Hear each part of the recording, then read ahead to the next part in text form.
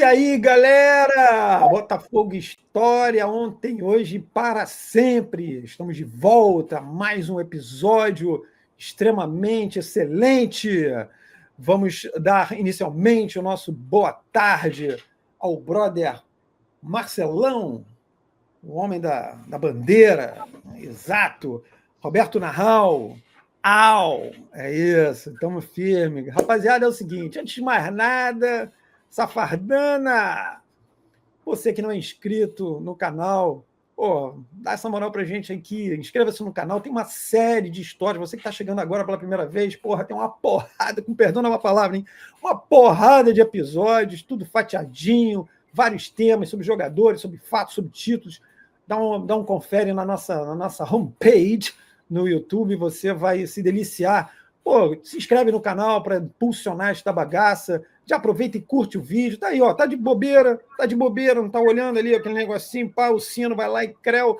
Pô, curte o vídeo porque o algoritmo, pô, dá aquela moral pra gente. E lembrando, nós não fazemos ainda divulgação estruturada, nossa divulgação é orgânica, isso por uma questão de tempo, uma questão de uma série de pontos, beleza? Bom, a gente vai fazer um episódio hoje bem interessante sobre três elementos, três jogadores que se tornaram três símbolos, né, de momentos diferentes do Botafogo e foram caras absolutamente decisivos, porém não eram propriamente muito prováveis, não eram jogadores que seriam imaginados como jogadores decisivos e que, por que não, se tornaram ídolos. Eu acho que um deles, acho que dois, né? Dois deles acho que são meio que ídolos mesmo, né?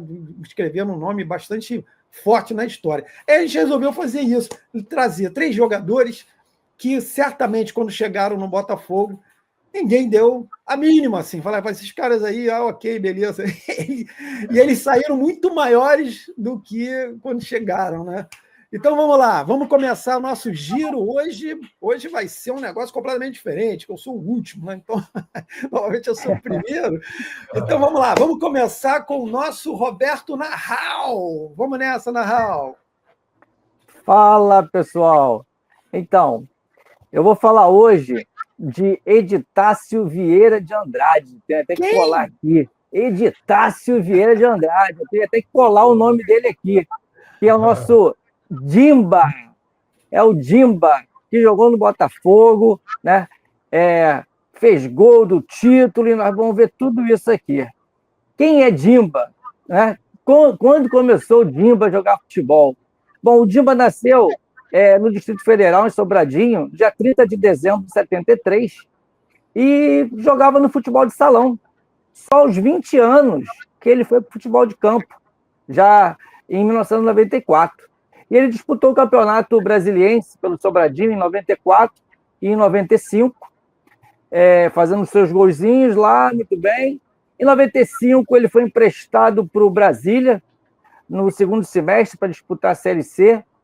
Voltou para o Sobradinho no início de 96, mas logo depois foi para o Gama. Ficou 2 meses no Gama, que o Gama ia disputar a Copa do Brasil, e aí ele ficou lá para disputar a Copa do Brasil, e o Gama depois foi desclassificado, e ele retornou ao Sobradinho, mas aí já não era mais Sobradinho, era Botafogo Sobradinho. Por quê? Aconteceu uma parceria entre o Botafogo e o Sobradinho, através dos presidentes, Montenegro, o presidente do Sobradinho, que era botafoguense, assistiu muitos jogos da campanha do Botafogo em 95, e eles fizeram essa parceria.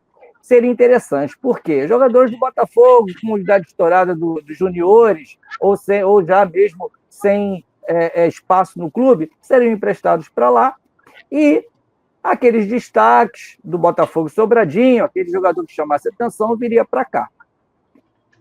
E é nessa que quem vem para cá? O Dimba. Um detalhe, que o Dimba enfrentou o Botafogo 2 vezes. Em 95, jogando pela seleção do Distrito Federal, um amistoso, 0-0 com o Botafogo. E em 96, na Copa Rio Brasília, teve um jogo Botafogo Sobradinho com o Botafogo. O Botafogo venceu, foi a final do torneio, depois foi campeão em cima do Vasco. Mas interessante que nesse jogo Botafogo, Sobradinho e Botafogo, o Túlio jogou um tempo pelo Botafogo e um tempo pelo Botafogo Sobradinho. Ou seja, foi uma verdadeira festa de Botafogo, né? Bom, nesse campeonato de... Ele voltou ao Sobradinho, como eu falei, o Botafogo Sobradinho, ele foi artilheiro, com 22 gols em 21 jogos. Ele foi artilheiro, 9 gols na frente do vice-artilheiro, isso em 96, né, no Botafogo Sobradinho. E ele chega, então, como eu já havia falado, no início de 97, ele chega para o Botafogo. Assim, desconhecido. Ninguém o conhecia, né? Aqui do Rio de Janeiro, das grandes cidades, ninguém o conhecia. Ele chegou, ficou treinando, Botafogo ainda disputou os primeiros jogos de Rio-São Paulo, teve Copa do Brasil. No Rio-São Paulo ele nem chegou a ficar no banco, mas depois o Joel Santana, nosso técnico, tomou gosto, viu que ele estava se empenhando nos treinos, que ele era bom, né? Fazia gol, e aí começou a colocar, aí colocou já no banco, no estadual, na estreia do Carioca. E ele entra, faz o gol da vitória sobre o Madureira. Interessante que o Dimba, nesse campeonato de 97, ele disputou 24 partidas. Junto com o Jefferson, Bentinho e o goleiro Wagner, são os que mais atuaram. 24 partidas no campeonato. Mas o detalhe, mas sempre cheio de detalhes, dessas 24 partidas, em 21, ele entrou, ele estava no banco de reservas e entrou no segundo tempo. Então ele acabou sendo meio que um talismã. Ele entrava, ou fazia gol, ou dava passe e jogada para o gol. O Bentinho foi artilheiro do campeonato com 10 gols. O Sorato, 9, era a nossa dupla de ataque. O Dimba fez 8 gols no campeonato, sendo que desses 8 gols, 7 foram entrando do banco de reserva. E tem um gol que eu vou falar dele daqui a pouquinho. Então, o Dimba caiu no gosto da torcida. Aconteceu assim, lá a torcida gritava o nome dele, ele entrava. Na Taça Guanabara, em 11 partidas, ele jogou, que o Botafogo jogou o time principal, ele jogou as 11, entrando do banco de reserva para o segundo tempo. Só não jogou a partida que o Botafogo usou o reserva do reserva, contra o Flamengo, vitória nossa, e essa partida ele não jogou. Da Taça Rio, segundo turno, já com 8 clubes, foram 7 partidas do Botafogo. Nas 7, ele entrou saindo do banco de reserva. Aí teve Botafogo campeão da Taça Rio. Aí teve um terceiro turno. Nesse terceiro turno, em uma partida ele entra jogando, em outras, reserva, e entra no decorrer do jogo. Então, somando os primeiro, segundo e terceiro turnos, ele, em uma única partida, entrou como titular. Vem as finais. Mas antes, lembrando que a torcida, né? A torcida clamava, chamava pelo Dimba. Então, enquanto lá na Bahia tinha lá a banda Afro-Reggae Timbalada, aqui nós tínhamos o quê? Nós tínhamos a nossa Dimbalada. É assim que a torcida, que nós chamávamos, aquele momento, que era o momento que o Dimba entrava e a gente sabia que ia sair gol, que o Botafogo ia vencer o jogo. Então, o Dimba, ele de reserva durante os 3 turnos, nas finais, onde o Botafogo tinha vantagem de jogar a final, o Botafogo ele venceu o primeiro turno, o segundo turno, maior número de pontos, e o Vasco tinha vencido o terceiro turno. Então, o Botafogo bastava uma vitória, nas finais, que seria campeão. Primeiro jogo foi um sábado. O que o Joel fez? Colocou o Dimba no lugar do Sorato. E o Dimba jogou as finais como titular. Esse jogo contra o Vasco, o primeiro jogo, o Botafogo vencesse, seria campeão. Só que o Botafogo perdeu, e aquele famoso jogo da reboladinha do Edmundo, né? O Edmundo rebolou, e isso foi muito bom. O Dimba já declarou isso em várias entrevistas, que isso meio que atiçou, né? Motivou os jogadores do Botafogo. Eles ficaram mais motivados ainda para o próximo jogo, o segundo jogo da final. Mais uma vez, bastava uma vitória do Botafogo para conquistar o título. E o Botafogo venceu a partida. 1-0. Gol de quem? Exatamente de quem eu estou falando. Dimba, né? Um herói assim improvável. Ele, aos 30 minutos, recebeu, o Wilson Bueno bateu um lateral, ele recebeu a bola de costas no meio de 2 jogadores, conseguiu driblar, passar pelos 2, entrou na área, veio o Luizinho, ele com a perna direita, o Luizinho pensou que ele ia chutar, ele cortou, e com a esquerda um chute indefensável aos 30 minutos do segundo tempo, gol do Botafogo, gol do título, o gol daquele herói, como disse o Eduardo, né? Ele saiu muito maior do Botafogo do que quando ele entrou. Quando ele entrou, ninguém conhecia. E nessa partida, em 7 meses de Botafogo, ele se tornou um herói e está na história do Botafogo. Está na história das conquistas do Botafogo, o gol do título, o nosso querido Dimba. O que ele fez? Ele comeu a grama. Ele comeu a bola e comeu a grama. Ele ainda brinca até hoje dizendo: quem comeu, comeu a grama do Maracanã. Quem não comeu, não come mais, porque agora o Maracanã é outra, a grama é outra. Aquela grama ele comeu, ele disse que ele comeu para mostrar que tem como saborear a vitória, a conquista, de várias formas. Uma delas era comendo a grama, e ele vendo as crianças, as senhoras, os senhores ali vibrando, ele pegou e comeu a grama e com aquela vontade. E parodiando aquela frase: quem ri por último, ri melhor. Ao final da partida, comemorando, os jogadores do Botafogo, né, capitaneados ali pelo Gonçalves, deram aquela reboladinha. E aí eu digo, quem rebola por último, rebola melhor. E o Botafogo, campeão de 97, Dimba, herói do título, autor do gol. Tenho 3 coisas isso aí. para falar. Dimba neles. Dimba nele. Dimba parece nome de leão do centro da África, né? Parece Dimba. Agora, nessa noite, eu saí de casa para comemorar o título com uma garrafa de cerveja, pendurando um barbante no pescoço. Que beleza. E com o rótulo que eu botei, escrito: aí, Edmundo, é na boquinha da garrafa, entendeu? Mas até hoje, eu não me convenci. Eu acho que o gol não foi do Dimba, foi do Garrincha. O que ele fez ali? Estava lá na lateral do campo. Tinha 2 caras nas costas dele, passou no meio dos 2. Cortou o Luizinho como você foi. E mandou uma pipocada de canhota no canto. Aquilo foi demais, cara. Foi para explodir. E aí o Botafogo botou layout assim, no fundo do ônibus, né? Campeão não rebola, campeão joga bola. Maravilha, cara. O Marcelo falou, eu também vou falar rapidinho 2 negócios aqui. A jogada do Dimba lembrou o Manel, mas lembrou também um outro personagem mais recente, né? Jogadinha lá na ponta, botou ali no meio dos 2 e foi. E um lance que pessoal também, já que o Marcelo falou o negócio da garrafa e coisa e tal. Porra, cara, aquela rebolada do Edmundo no primeiro jogo me incomodou, sacou? Tipo, me incomodou mesmo. Porque aqui foi um deboche, uma coisa que, porra, e o Gonçalves foi bastante correto, né? Porque ele foi na bola, foi tentar. E detalhe, né? O Edmundo tentou fazer a graça.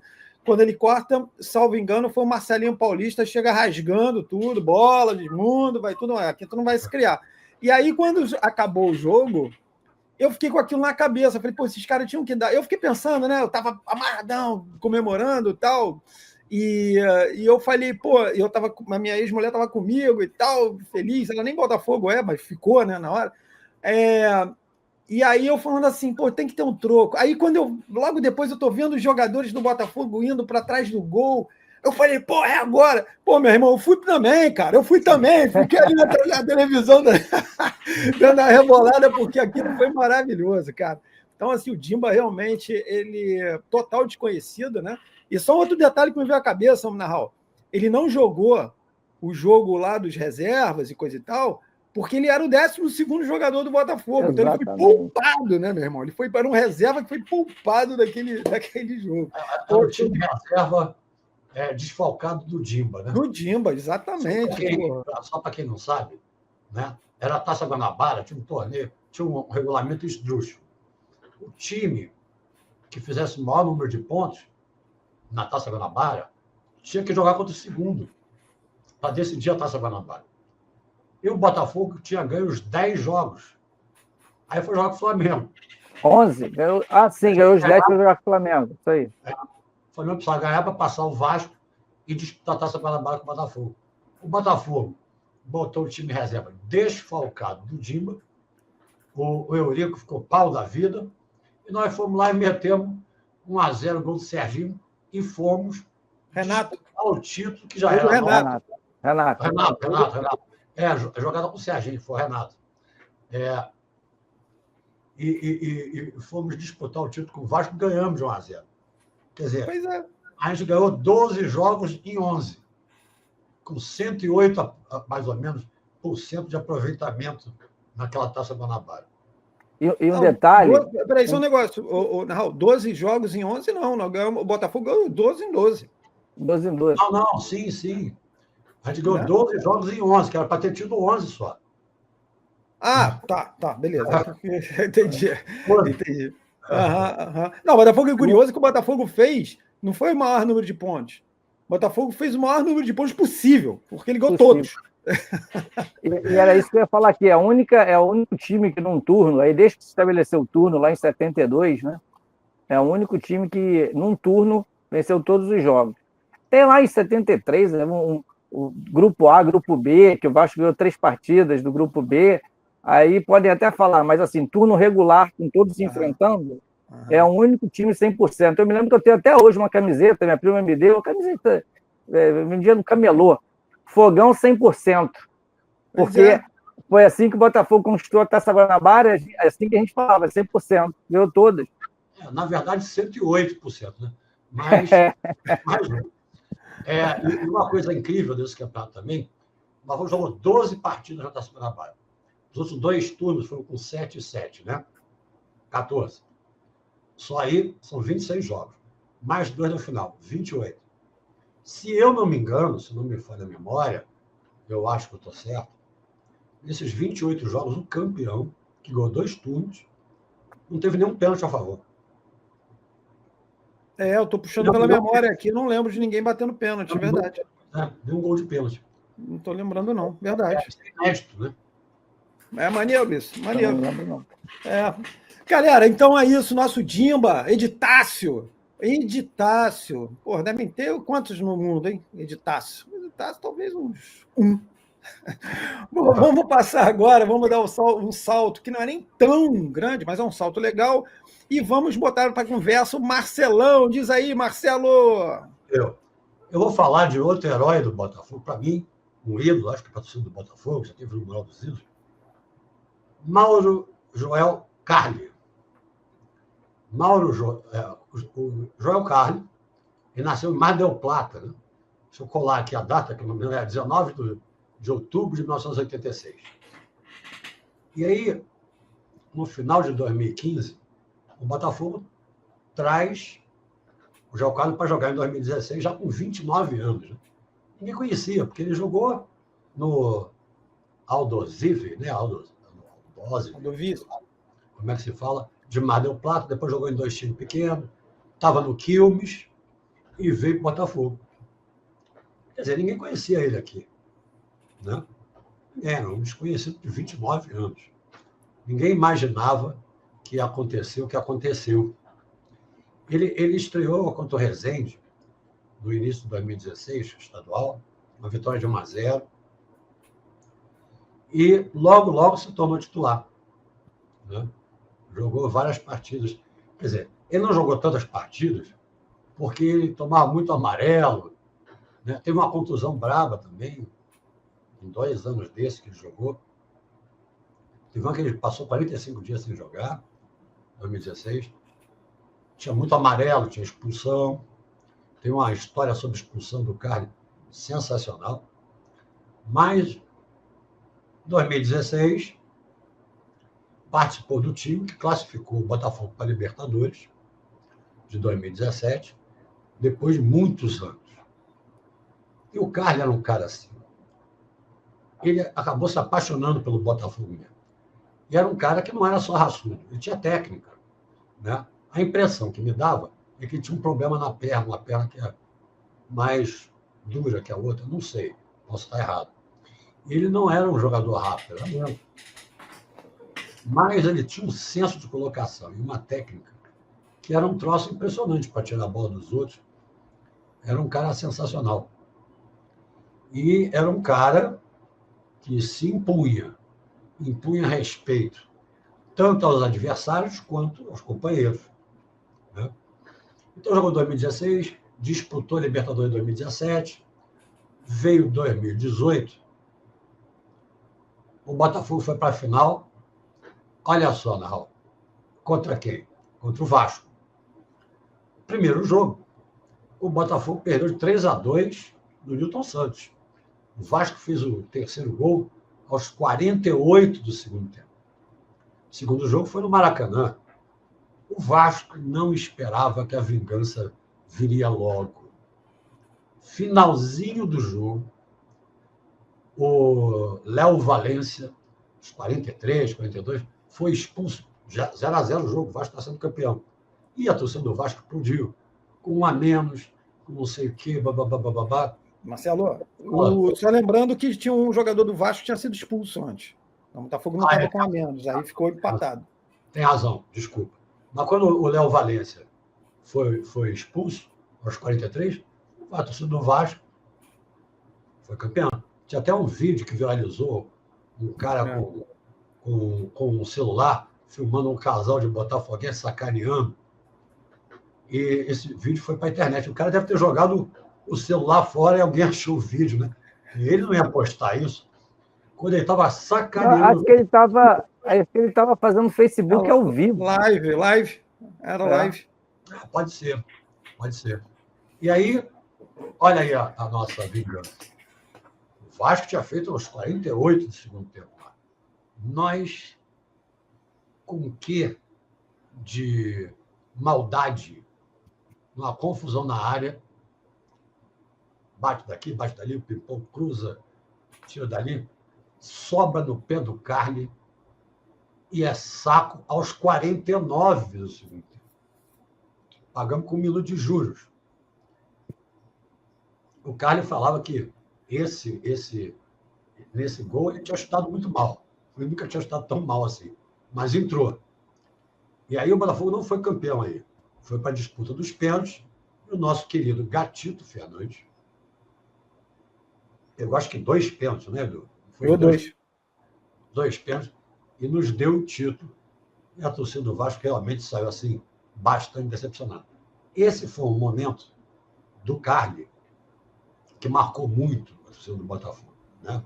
E ele não só comemorando, ele fez uma homenagem ao avô, botou a mão no queixo, olhando para o chão, outra mão atrás, andando e pensando como se fosse um filósofo peripatético.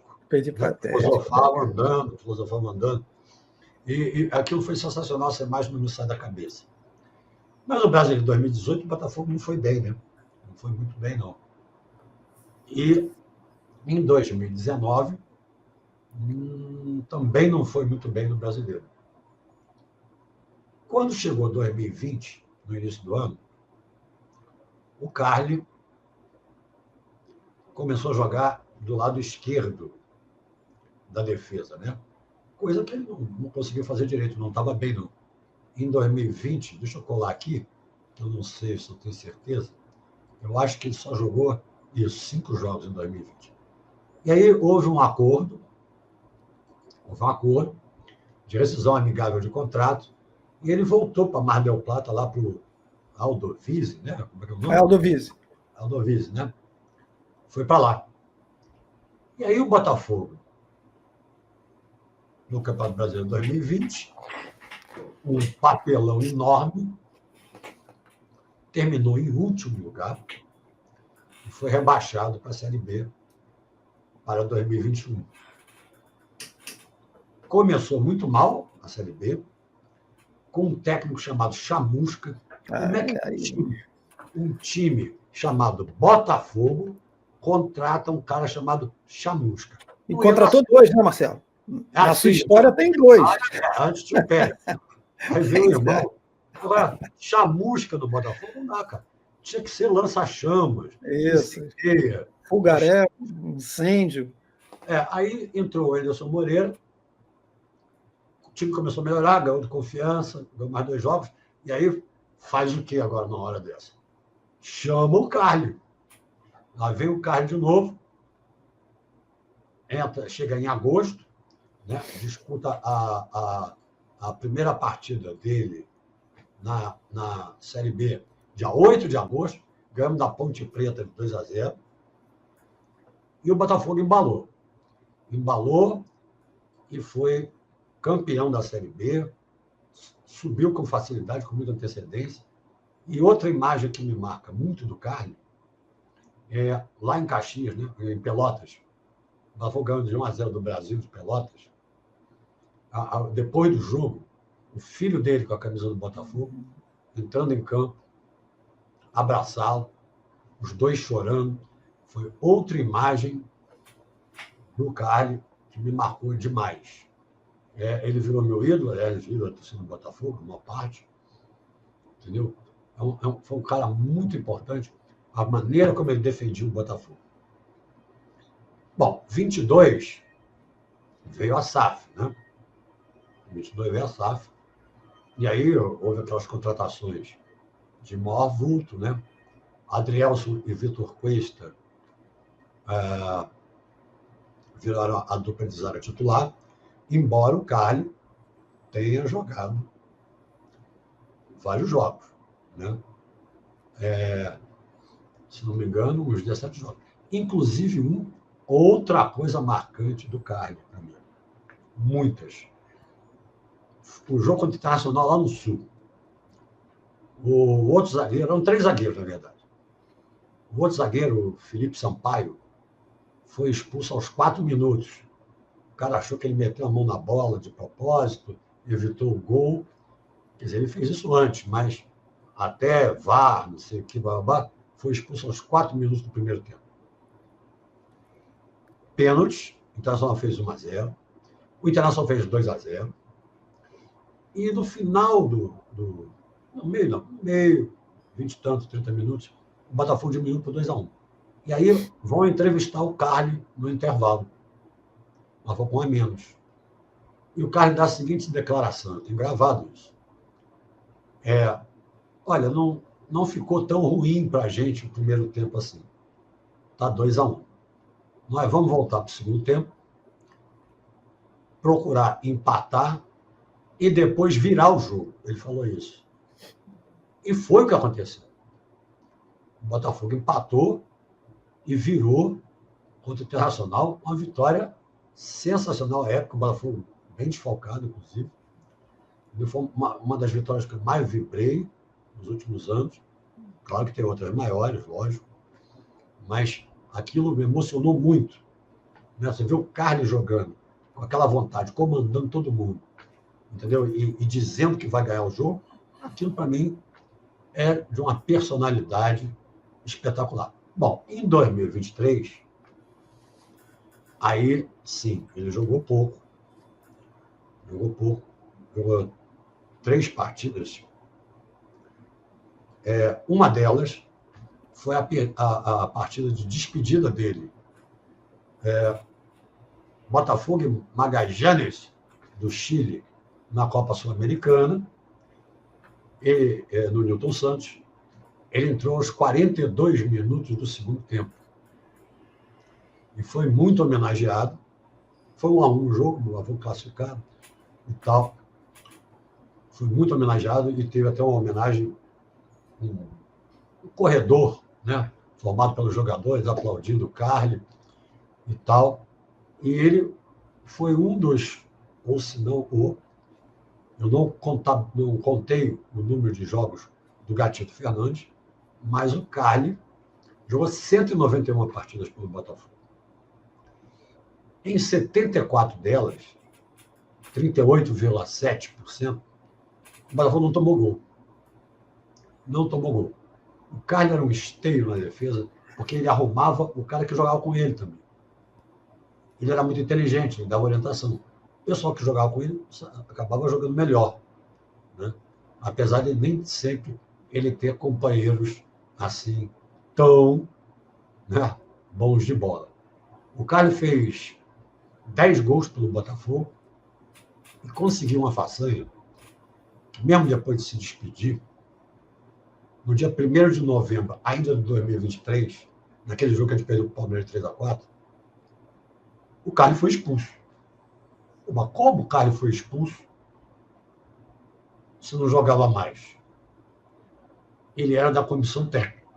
Ele está até hoje na comissão técnica fixa do Botafogo, permanente, e depois do jogo entrou em campo e foi expulso. Porque algumas gracinhas ele deve ter falado para aquele ladrão, né?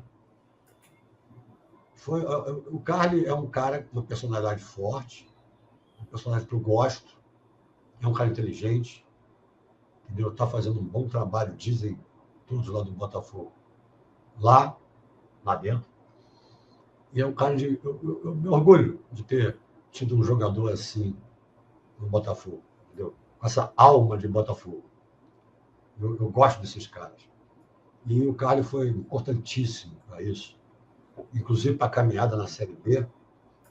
Tá certo que o Anderson Moreira acertou o time, mas acertou o time com o Carlos também. Foi muito importante naquela subida do Botafogo. E ele abraçando o filho, chorando, ambos, eu achei uma cena assim emocionante. Ali o Carlos mostrou: eu sou Botafogo. Porque em 2020, quando ele estava mal, das 5 partidas, ele foi para o Aldovise de novo, né? E aí foi chamado para aquela emergência da Série B. E daí ficou. E continua no Botafogo. Sem jogar, claro, mas atuando muito bem. Ele deve trabalhar muito bem os jovens, ele tem um papo interessante. É um cara que as pessoas respeitam e confiam. Então, eu escolhi o João Carlos por isso. Ninguém dava nada para ele. Pô, um cara de 29 anos, nunca jogou no time grande da Argentina, né? Então, chegou a jogar no Ginásio Esgrima de La Plata durante pouco tempo, emprestado. Mas foi um cara que, para o Botafogo, foi gigante.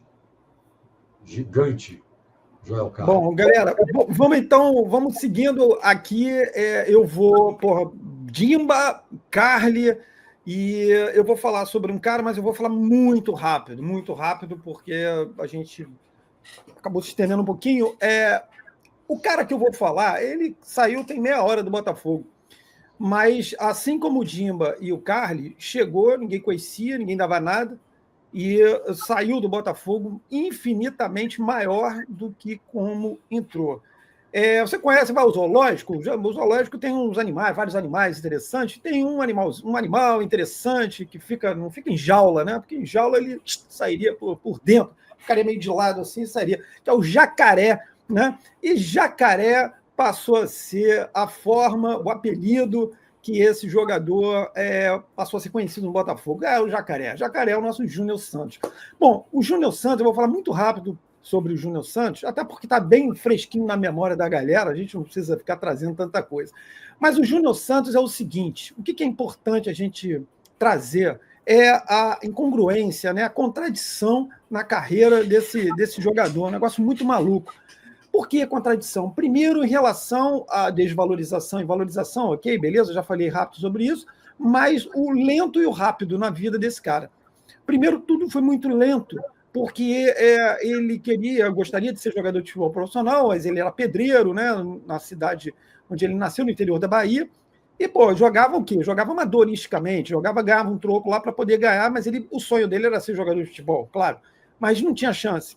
Até que um belo dia, ele vai fazer e consegue assinar seu primeiro contrato no Oswaldo Cruz. O Oswaldo Cruz é um time que estava disputando a 4ª divisão paulista. Bom, beleza, todo mundo começa, né, por baixo, ok. Só que esse jogador, ele assina seu primeiro contrato profissional já com 23 anos. Quer dizer, um cara que começa a jogar futebol profissionalmente aos 23 anos, em 2018. Então o cara começa em 2018, ou seja, coisa muito lenta, né? A partir daí a lentidão vai para o saco e começa a disparar a carreira desse maluco. Por quê? Ele passa rapidamente pelo Ituano, pela Ponte, Ituano, e de repente Fortaleza, ele passa pelo Fortaleza, tá? Lá atrás, e de repente surge a oportunidade, ele vai jogar no futebol japonês. Ou seja, ele sai de 2000, exatamente, o jacaré nipônico. Aí o que acontece? Ele, em 2018, ele assina esse contrato e vai jogar no futebol japonês no Kashiwa Reysol. Beleza. Então, um clube tradicional no Japão, coisa e tal, beleza. Ele rapidamente ele joga no Kashiwa Reysol e depois passa rápido para jogar no Sanfrecce Hiroshima. E aí, cara, o que acontece com essa fera? O Botafogo contrata já no processo de SAF, contrata o Júnior Santos em 2022. Presta bem atenção, o cara assina o contrato dele, tá? Em 2018. E, de repente, em 2022, essa fera aparece no Botafogo, vindo de 2 clubes japoneses. Um negócio muito, muito rápido. Bom, essa primeira passagem do Júnior Santos pelo Botafogo não é propriamente muito boa, né? Então ele joga, ele fica um período, faz alguns gols e coisa e tal, mas não consegue, vamos dizer, emplacar. E aí recebe volta, porque ele veio por empréstimo, ele volta para o futebol japonês, e aí fica um pouquinho no tempo no futebol japonês, o Botafogo até chegou a pensar em repatriar o cara e tal, mas ele vai para o Fortaleza, ele volta para o Fortaleza. O Fortaleza, então, faz o quê? Compra o passe, os direitos do Júnior Santos. Aí começa a vir um gracejo nessa história. O Fortaleza paga 650 mil euros pelo Júnior Santos. Só que o Júnior Santos não dá certo no Fortaleza. Fica no banco, como o Dimba, mas só que o Dimba entrava e decidiu. O Júnior Santos não. Só que o Botafogo ficava mirando o Júnior Santos. Porra, de repente pode trazer esse cara de volta, mas eu não vou pagar 650 conto, não vou mesmo. E aí o Botafogo chegou, faz uma proposta, Fortaleza, não, o Júnior Santos ainda vai acontecer. E o Júnior Santos não acontecia. Aí o que acontece? O Júnior Santos ficou encostado no Fortaleza, o Botafogo faz uma proposta, você pagou quanto, bonitão? 650? Te dou 200 conto. E aí? Aí os caras, peraí, a gente já está no prejuízo aqui, vamos lá, 200, aceito 200. E vem o Júnior Santos, volta o Júnior Santos para o Botafogo. Aí, meu camarada, volta a criança em 2023. E aí surge um novo Júnior Santos. Quer dizer, se transformou num novo Júnior Santos. O Júnior Santos começa a ganhar espaço. E aí, em 2024, quer dizer, ele participa daquela campanha que, nossa senhora, todos nós queremos esquecer no Campeonato Brasileiro, ok? E aí vem o ano histórico, o ano épico, o ano santificado de 2024. E o Júnior Santos, o Botafogo começa a disputar a Libertadores, a chamada, que os caras chamam de pré-Libertadores, não é pré coisa nenhuma, já é Libertadores, faz eliminatória, ponto. E essa criança, amigo, começa a voar baixo. Ele começa a botar a Libertadores no bolso, ali. Ele começa a fazer 400 gols. No jogo ele fez 436 gols. Faz 4 gols, né? Faz 4 ou 5. Eu estava lá, eu já perdi até a conta. Falei, quantos gols o Júnior Santos fez? Enfim, e ele é fundamental para a classificação para a fase de grupos. O Botafogo vai voando, vai disputando paralelamente, também entra brasileiro e coisa e tal, aquela coisa toda que todos vocês sabem o que aconteceu no final do ano, né? Libertadores no brasileiro, mas vamos lá. Só que aí acontece uma situação. O Júnior Santos, que estava muito bem, num jogo pelo Campeonato Brasileiro com o Internacional, ele sofre uma fratura.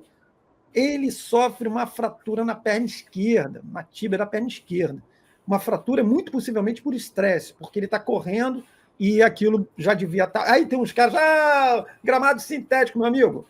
Uma fratura por estresse é acúmulo de jogos, ok? E você tem uma série de problemas e, de repente, tem uma hora que vaza. Ele não pisou em buraco nenhum, não tinha... Aliás, só uma informação, tá? Gramado sintético não tem buraco não, amigo. Então não tem como o cara pisar e torcer, pá.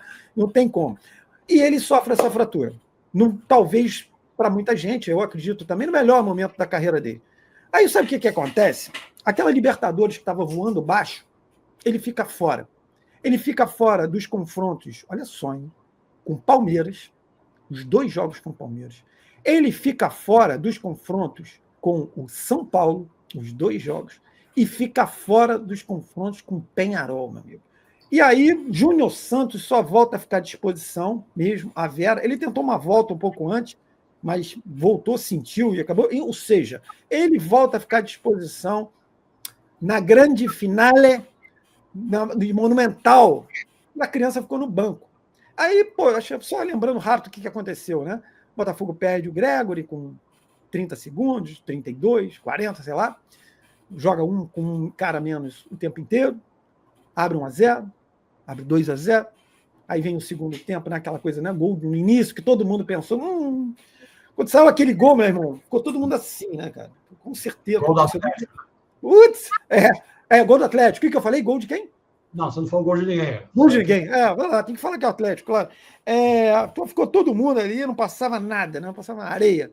Beleza. E aí, meu amigo, quando chega no final, nos minutos finais, nosso Arthur Jorge olha para o banco. Jacaré, chega. E aí, claro, pede para o Jacaré, pede para o Júnior Santos, para muito possivelmente segurar a bola, por uma metida de bola, você segura, vai ser o desafogo da pressão. E aí, meu amigo, o que a gente vai fazer? A gente vai fazer um giro no tempo, vamos pegar um túnel do tempo e vamos dar uma paradinha rápida, uma bola que é jogada nos instantes finais, lá na ponta direita, e a gente para o tempo e vai lá para 1997, para a final Botafogo e Vasco, lá na ponta direita, bola para o Dimba. Aí o Dimba tem 2 caras em cima dele, o que o Dimba faz? Ele dá um melê, passa no meio dos 2. E na hora que ele passa no meio dos 2, ele vem voltando, a gente volta para 2024. Júnior Santos está lá, tem 2 caras do Atlético, ele passa no meio dos 2. Cara, o que é isso? É o Dimba? Não é o Jacaré. E lá vem o Júnior Santos, e todo mundo, o que é isso? Tá faltando, o Botafogo está quase campeão, mas que isso, Saré, vem o terceiro. E aí o Júnior Santos tenta dar um passe, aquele passezinho fatiado para o Matheus, né? Matheus Martins, quase que você é o Matheus Nascimento aqui. O Matheus Martins, na hora que o Matheus Martins vai chapar o cara do Atlético, faz o quê? Não, tem que ser o Jacaré. E aí o jogador do Atlético vai dar assistência e o Júnior Santos vai. E, meu amigo, o caixão do nosso bravo Atlético vai fechando e vai para a vala. Ou seja, o Júnior Santos, assim como o Dimba fez em 97, faz o gol do título. O Carli, em 2018, faz o gol não do título, mas faz o gol que evita o título do Vasco e leva para a disputa de pênaltis. E o Júnior Santos, em 2024, ele faz o gol que sacramenta o título, maior título da história do Botafogo. Então, Dimba, Joel Carli e Júnior Santos são 3 caras que chegaram absolutamente desconhecidos e se tornaram, gigantescos. O Dimba talvez um pouco menos, né? Mas enfim, mas é um cara que entrou para a história do Botafogo. E antes de eu passar aqui para os comentários finais, eu quero só falar um negócio sobre o Carli, que o Marcelão apresentou, um depoimento pessoal, e você, Safardana, acredite se quiser, eu tenho isso printado. Eu não assisti, eu não vi o jogo, eu não fui ao jogo e não assisti na TV porque eu não estava com. Não tenho pay-per-view, não quero pagar esse troço, mas enfim. E eu estava assistindo pelo tempo real. Imagina você assistir pelo tempo real uma final de campeonato. E aí, quando chegou nos acréscimos, eu joguei a toalha. Fiquei olhando para o monitor e juro por Deus, eu virei e comecei a fazer um mantra. Gol de Carli. Gol de Carli. Gol de Carli. E eu ficava falando sozinho e olhando para a tela. E, de repente, aparece gol do Botafogo, Joel Carli. Eu fiquei olhando para aquilo uma fração de segundos para ver se aquilo era verdade. Cara, quando eu vi que era, eu enlouqueci. Para mim, era o gol do título. Aí, depois eu tive que segurar a onda. Eu falei, peraí, não foi campeão, mas, meu Deus, o que é isso aqui, cara?